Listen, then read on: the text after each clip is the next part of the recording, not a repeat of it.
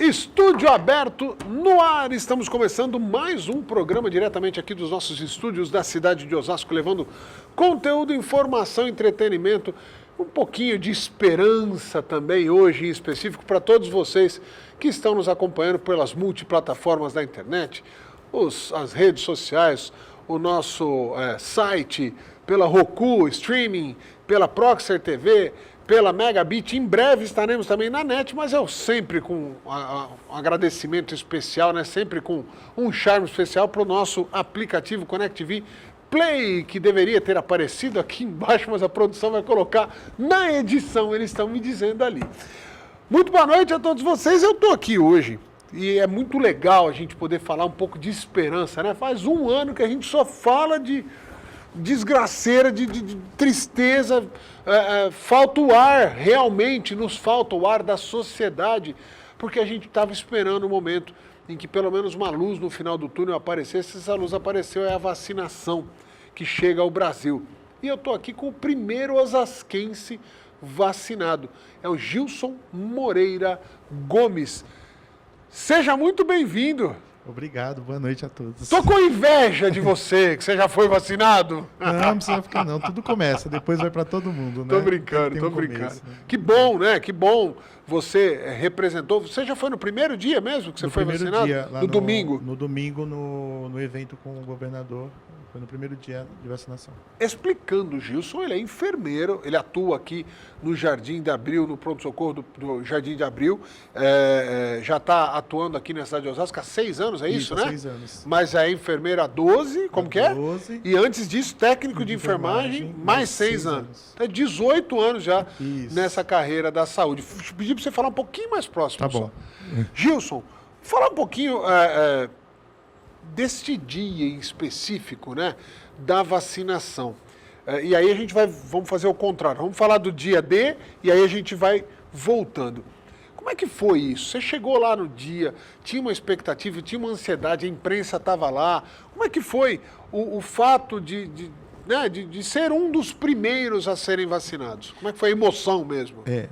Na realidade, tudo começou com muita expectativa mesmo, porque a gente não sabia se iria ser vacinado ou não. Que dependia do negócio da Anvisa. Dependia lá, né? da aprovação da Anvisa. Então, nós fomos convocados para o evento e se fosse realizado a aprovação da vacina, nós iríamos ser selecionados, alguns de nós, para tomar a vacina, né? Então, o governador chamou para o evento e nós fomos. Chegando lá, foi feita toda a seleção e quando saiu a aprovação, eles chamaram a gente para subir. Quando chegamos no local do evento, estava aquele monte de câmera, um monte de repórter, o governador e aquela multidão para fazer a vacinação. E aí foi convocado o primeiro enfermeiro para ser vacinado, que foi a nossa colega Mônica. E na sequência foram todos nós que estavam no evento. Você sabe que número que você foi? Você foi o sexto, o oitavo? Eu acho que eu estava entre o quinto e o sexto, porque... foi logo de cara. Acho que foi o quinto ou sexto vacinado, né? Logo na sequência, né? A gente fez uma lista e foi sendo chamado um atrás do outro. Doeu? Não doeu nada. Não mente pra mim que eu tenho medo de agulha, hein? Que senão não na hora... senti. Eu também sou medroso. Eu morro de medo de picada, qualquer tipo. Eu não tomo injeção intramuscular com medo. Mas eu não senti nada. Você falou intramuscular e a parte técnica tem chamado a atenção. Muita gente está falando, nossa, mas a agulha ela entra pontuda assim, né, de frente. Fala um pouquinho disso, porque tem muita gente que está olhando e está assustando, né? É uma técnica. A técnica da injeção intramuscular é assim, ela é em ângulos de 90 graus. A agulha entra praticamente em pé, né, dentro do músculo, para atingir o local correto. Então, é o que é o comum mesmo. A gente tem algumas vacinas que são por outras vias, que é subcutâneo, que é na gordura, tudo, mas essa é intramuscular, e aí tem que ser mais profundo. E ela entra, é uma agulha compridinha assim, ela entra bastante lá, mas é uma agulha fininha, não agulha dói. Fina. Não dói. Não doeu nada. Tem outras vacinas que são bem mais doloridas. Eu lembro de um raio de uma tal de Bezetacil que a gente tomava quando era criança, que todo mundo morria de medo, porque ela ardia na hora que entrava o líquido lá. Essa tem algum desconforto com a entrada do líquido em si? Nenhum. Eu senti o local da injeção no dia seguinte, mas porque foi aquela sensação de ter sido furado, mas não dor em nenhum momento. Em nenhum momento senti nada, não ficou vermelho, não doeu. Nada. Me explica até, você, enfermeiro, vai poder até falar, ela tem que ser intramuscular por quê? Porque ela chega mais rápido na corrente sanguínea, é isso? Isso depende da vacina. Pela aprovação dela e pela norma técnica, eles colocaram como via intramuscular. É uma coisa muito técnica da vacina, não vou saber dizer. Você não sabe explicar? O porquê. Ela foi determinada que a via de administração seria essa. Quantos ml que meio entra? ml. Meio ml, bem pouquinho. Fala, tem uma história aqui do o frasquinho, ele são retiradas de cada frasco, são 5 ou 6 vacinas, não é isso? Depende do fabricante. As de Osasco, parece que vieram para a gente de Osasco, já vem dose unitária. Então, de 1 por 1. De 1 por 1. Que é uma outra discussão, que tudo virou discussão em volta. E já é melhor para a gente, porque não tem perda de dose, né? Porque Exato. na hora de aspirar, você pode perder um pouquinho da dose e termina perdendo dose. E na unitária, não. Ela já vem pronta. Já está no jeito, não tem como errar. Não tem como Não vai ter mais, erro. também não vai menos. Não, e não se perde doses. Muito bem. Você foi um dos primeiros pelo fato de ser um profissional que atua na linha de frente da saúde, e isso que está acontecendo pelo mundo afora, no Brasil não é diferente. Começa pela linha de frente da saúde, aí vai para o restante do pessoal que trabalha na saúde, policiais, vamos dizer, os servidores públicos que atuam, que não podem parar de trabalhar, vamos dizer assim, e aí, quase que ao mesmo tempo, o pessoal mais idoso, com comorbidade, esse tipo de coisa, não é? Eles seguem eu não vou saber direitinho explicar qual é a sequência do Plano Nacional de Imunização, mas eles vão seguir os critérios do plano. Então, eles colocam os profissionais de saúde linha de frente, depois, se eu não me engano, tem a questão dos indígenas, tem a questão dos idosos, quilombolas. Então, assim, eles têm uma sequência que são as pessoas mais fragilizadas. Nós, porque eles estamos em contato direto com a doença. E também que eles precisam de nós, né? Se a gente adoecer, se não ficar tem doente, diminui. Inclusive, isso em alguns países foi muito grave. Teve um dos países, se não me engano, na Austrália, que logo no início da pandemia e tal, as escolas permaneceram e todo mundo fez assim, mas por quê? Por quê? É porque os pais não tinham com quem deixar. Então, se eles tivessem que ficar em casa com as crianças, não ia ter médico para atuar. Tinha umas peculiaridades assim, que é isso. Tem que cuidar de quem cuida da gente primeiro também, que senão fica... Porque senão a gente fica numa situação de que você não vai conseguir reposição. Não tem, né, profissional suficiente para... Fazendo um paralelo, assim, igual a instrução de voo, né? Quando fala que, se caírem as máscaras, primeiro coloca a máscara em você, depois numa criança ou num idoso, porque se você não colocar em você e você desmaiar, é mais ou menos a mesma analogia de segurança geral aí. Ô Gilson, tomou a vacina naquele dia, diversos profissionais, como é que é essa conversa entre vocês lá? Tem um clima de esperança? Contagiou os profissionais de saúde? Vocês estão sentindo que depois de quase um ano, né? Nós estamos falando aí de, aqui no Brasil, o bicho pegando mesmo há 10 meses, mais ou menos. Então, depois de tudo isso, cria um clima de esperança. Gente, nossa, o clima fica mais leve. Sim, alivia bastante a tensão que nós temos, né? Porque, eu já até falei em outros locais, nós não temos opção. Não existe opção para nós. Fique em casa, não existe opção. Eu não vou. Então, se eu falo hoje eu não vou para o plantão, eu posso ser penalizado por não ir para o plantão, sem não ter uma justificativa. Então, não existe essa opção. Então, eu preciso de ter alguma garantia. Até então, qual é a garantia que nós temos? São os EPIs. Mas não é o suficiente. Com a vacina, a gente tem uma garantia maior, entendeu? Que é a imunização. Então, a vacina para a gente é muito, mas muito importante mesmo, como com todas as outras doenças, entendeu? A gente precisa de algo que nos garanta que, mesmo eu tendo contato, eu tenho, não chance, mas eu tenho aquela certeza de que eu não vou ficar numa situação tão ruim, entendeu? Isso é uma coisa que foi explicada, e eu acho que essa confusão política, e aí, mais uma vez, puxão de orelha no Dória, puxão de orelha no Bolsonaro, puxão de orelha em todo mundo que está nessa guerra. Porque ao invés de ficar perdendo tempo um xingando o outro, tinha que ter explicado melhor, desde o início. O Dória, num determinado momento, soltou que não, tem 100% de eficácia. Aí depois teve que explicar que não é isso, 100% em relação a uma coisa e não outra, e virou um balaio de gato. A gente fala muito nesses tempos em desinformação, e a desinformação tem vindo de todos os lados, é impressionante. E estoura esse problema lá na linha de frente. Sim. É lá na linha de frente que estoura. Então, se eu vou falar aqui o que eu aprendi, e se eu errar, você puxa a minha orelha. Tá bom. A vacina da Coronavac, da Sinovac, do Butantan, a primeira aprovada no Brasil junto com a de Oxford, só que a de Oxford ainda não está sendo utilizada, então essa vacina tem 50,38% de eficácia, ou seja, 50,38% das pessoas não vão pegar a doença, ponto, estão livre. Os demais, ou melhor, desse mesmo número total, em torno de 70% estão livres de casos medianos. Só vai pegar um leve, a gente está falando aí de uma parte, pode pegar uma gripezinha de verdade, né? Um desconforto e tal. E os casos graves, ou seja, que chegam a óbito, é zero.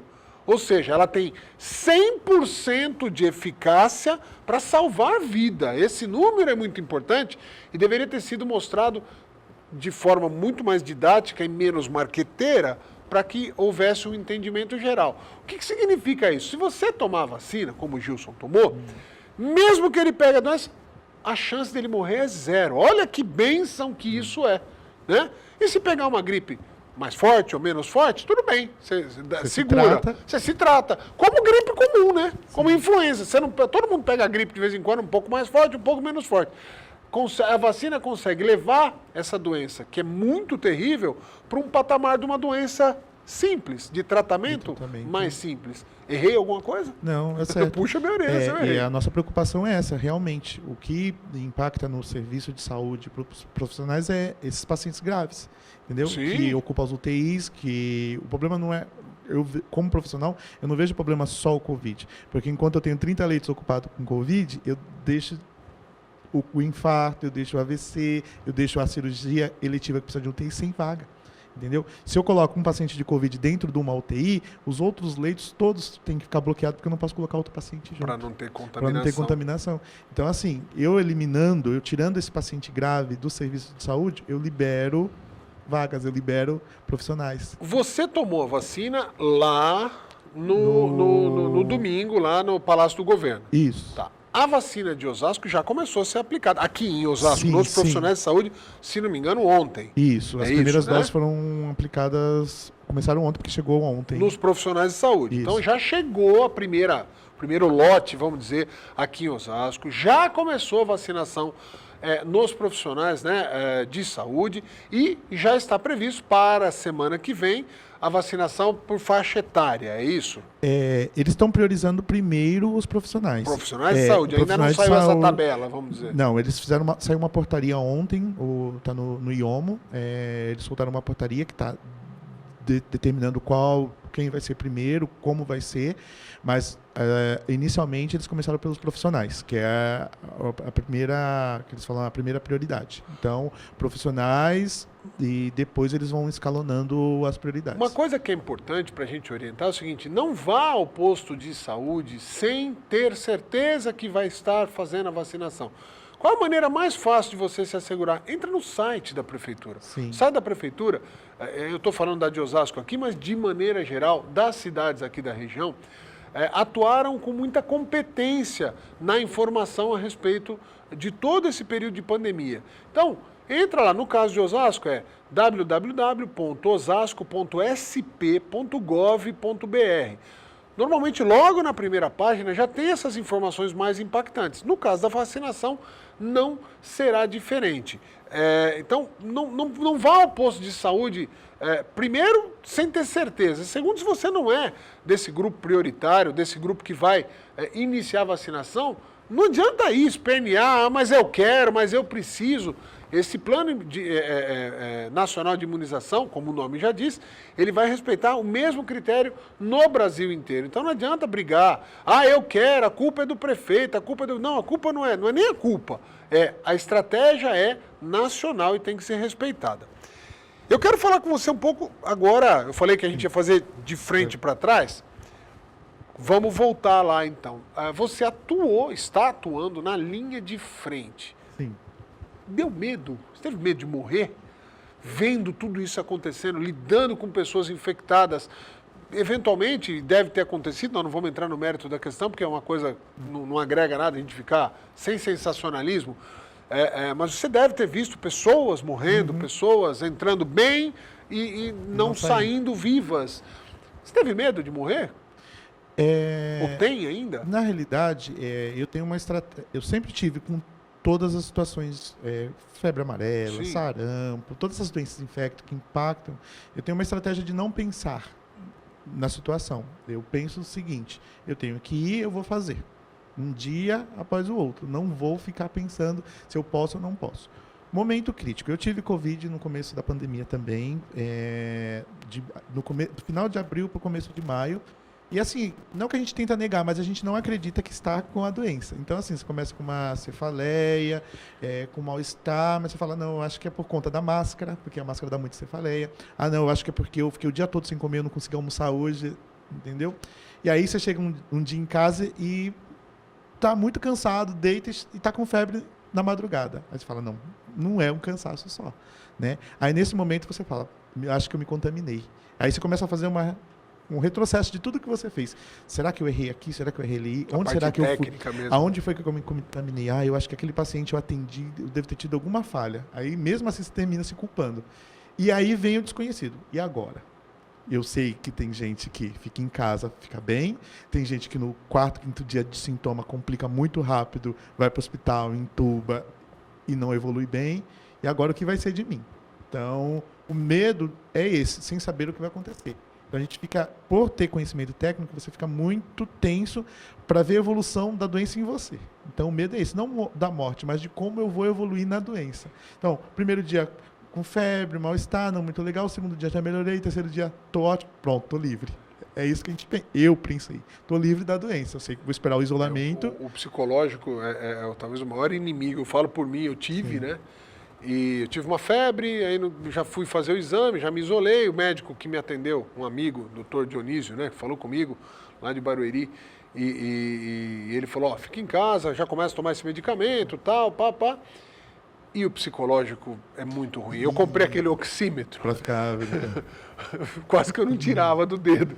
Porque você respirava diferente, eu já punha lá para ver se estava oxigenando bem, né? E tem toda outra parte. Aí você pensa, não, agora eu tô com Covid, fazer exame, isolar.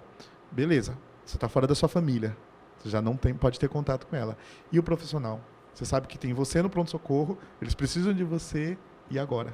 Como que vai ficar meu serviço lá? Entendeu? Como que vão ficar meus colegas? Eu tomo conta de uma ala, o meu colega toma conta de outra. Eu estou fora, ele vai ter que tomar conta das duas alas. Osasco fez bem a lição de casa, né? Você está desde o início atuando na linha de frente. Sim. Não faltou nada. O Rogério tomou algumas decisões e conseguiu manter a saúde. Não faltou leito, não faltou EPI, não faltou respirador. Você que acompanha ele, fala um pouco desse caso de sucesso, se é que a gente pode falar assim, porque parece, né, que a gente está sendo injusto. Mas como é que foi de sucesso se morreu gente? Morreu gente porque a doença é muito terrível. A cidade e o sistema de saúde da cidade fez o possível, né? Sim. Às vezes a gente via que eles estavam fazendo além do que podiam, entendeu? Realmente, eu não posso queixar do que foi feito aqui em Osasco. Eu estou na rede já há algum tempo e eu vi o empenho, né? O que não tinha foram atrás, entendeu? Se não conseguiu exatamente o que a gente precisava, alguma coisa para substituir, para não deixar o paciente sem. Não ficou sem. Não ficou sem. Principalmente a história do respirador, que foi não o Brasil inteiro virou uma loucura, aqui resolveu muito rápido. Não faltou em nenhum momento. Nós, na UTI Covid do Jardim da Abril, todos os leitos com UTI, da UTI com o respirador. Tinha uma lenda aí que tinha um leito, tinha 10 leitos para cada respirador. É papo furado isso. Não. Né? O Jardim da Abril, Covidário, sempre os 30 cada leitos leito com o seu respirador. E ainda com reserva guardado. Entendeu? Muito bem. Porque a gente tem que ter o STEP, né?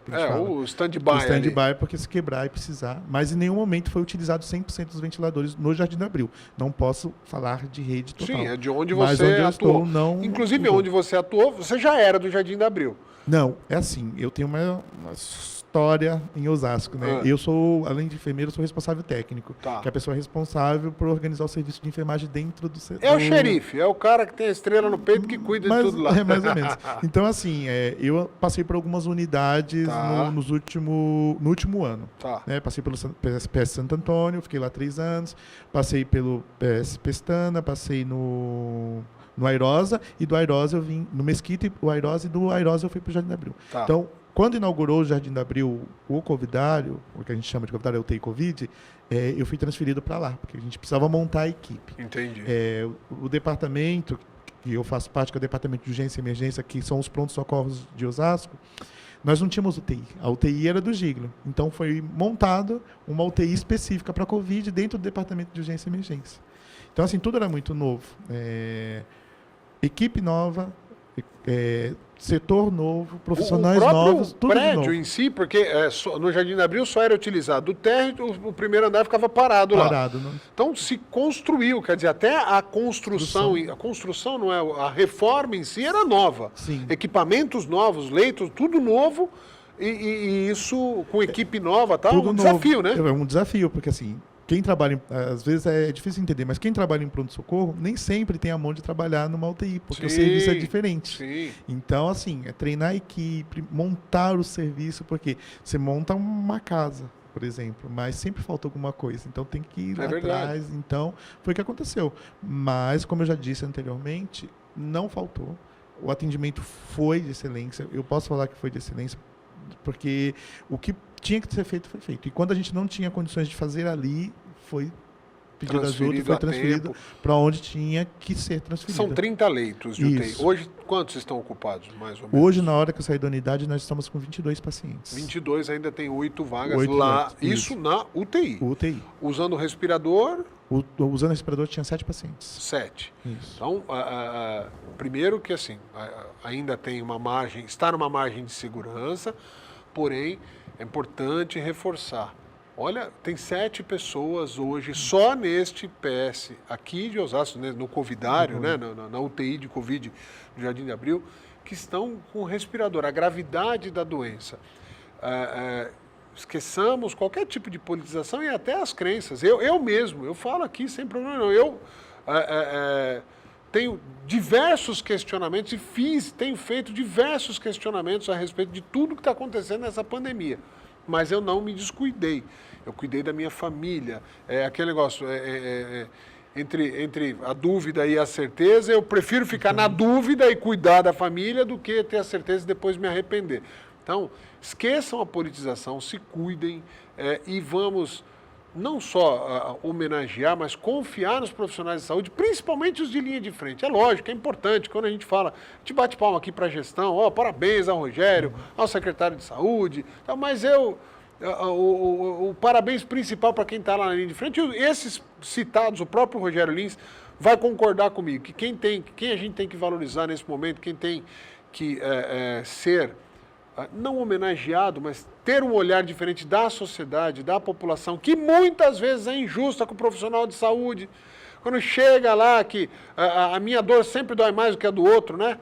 Então, nesses tempos aqui, a gente está aprendendo a respeitar um pouquinho que a análise de quem precisa da prioridade tem que ser técnica, né? Sim. Então, a gente sabe muito bem quantas vezes as pessoas chegam em pronto-socorro já gritando, já chega disposta à briga, né? Então a gente tem que ter respeito e tem que ter essa sintonia entre o profissional de saúde e a população. Esse respeito tem que ser mútuo. Gilson, para finalizar, você falou que você pegou, em algum momento, nessa linha de frente, podia ter tido uma coisa grave, teve a doença, não teve nenhuma coisa muito grave, viu gente morrer, viu muito mais gente se recuperar, graças a Deus. Que lição que você leva para a sua vida como profissional e o que você gostaria de falar? Não é para mim, não. Olhando lá para aquela câmera lá, naquela câmera lá vai estar cada um dessa nossa cidade aqui e da nossa região que tem dúvidas, e a gente só tem dúvidas, infelizmente, por incompetência do governo estadual e do governo federal, incompetência de comunicação. Essa guerra deles deixou todos nós reféns. Nós temos medo, muito medo. Então, eu queria que você deixasse essa mensagem final de cuidado, de recomendação, mas principalmente de esperança, olhando no olho das pessoas lá. Como eu sempre falo, a vacina é uma esperança que está agora nas nossas mãos, entendeu? Não está mais tão longe, está bem próximo de nós. Começamos a ser vacinados agora. E ela, sim, como foi dito, é uma luz no fim do túnel e nós estamos chegando lá. Confiar no que existe dados e no que pode nos proporcionar uma segurança é muito importante, entendeu?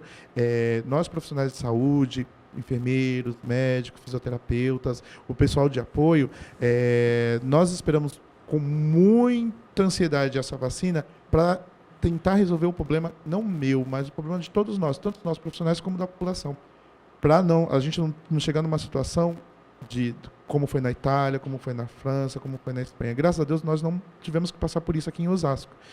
E com essa vacina a gente sabe que não vai chegar. O que a gente precisa é isso, ter consciência, as pessoas continuarem no isolamento social, para que a hora que chegar tão próxima à vacina, a gente não chegar num colapso, não chegar numa situação complicada. E tem a esperança, sim, porque a esperança é o que dá força para a gente conseguir chegar até o nosso objetivo. Entendeu? Chegando ao nosso objetivo, que é imunização, ficar livre da doença e seguir nossas vidas com tranquilidade. Amém. A produção está pedindo para perguntar aqui, acho que eu perguntei se doeu, você falou que não doeu, e não teve nenhum efeito colateral depois, você não teve febre, não teve nada, né? Nada. Até o povo ficar brincando, acho que você recebeu água. Não, gente, eu vi a vacina, eu vi eles aspirando, eu vi ela aplicando, e assim, foi uma coisa bem séria. Embora a gente sabe que tem toda a questão política, do evento, de tudo mais, mas foi uma coisa séria, entendeu? E eu posso garantir isso com toda a segurança. Muito bem.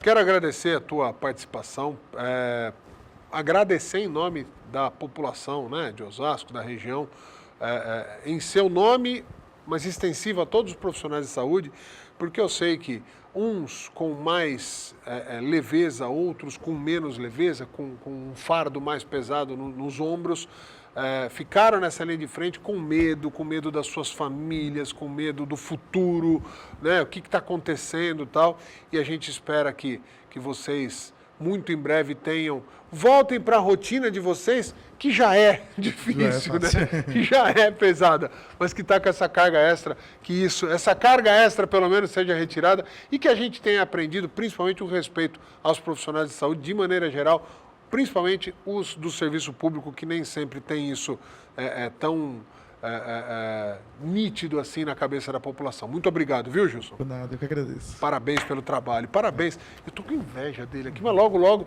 eu demoro um pouco, porque eu tô com 48, ainda demora um pouco para chegar a minha vez, mas logo chega, eu vou ser vacinado também. Gente, eu quero agradecer mais uma vez a audiência de vocês. Nesse início de ano aqui em janeiro, a gente está fazendo um estúdio aberto numa versão só das entrevistas, não voltamos ainda com as notícias, mas logo o Gabriel Gomes está de férias ainda, ele falou que ia para Cancún, porque para Cancún pode ir, mesmo com a pandemia, um dos poucos países que está, né, das regiões que está recebendo turistas, mas então muito em breve o Gabriel está de volta e a gente começa já a fazer aquela parte bacana também da leitura das notícias, dos comentários, que teve gente que já me perguntou aí. Um beijo para todos vocês, continuem conectados com a Connect TV. Valeu!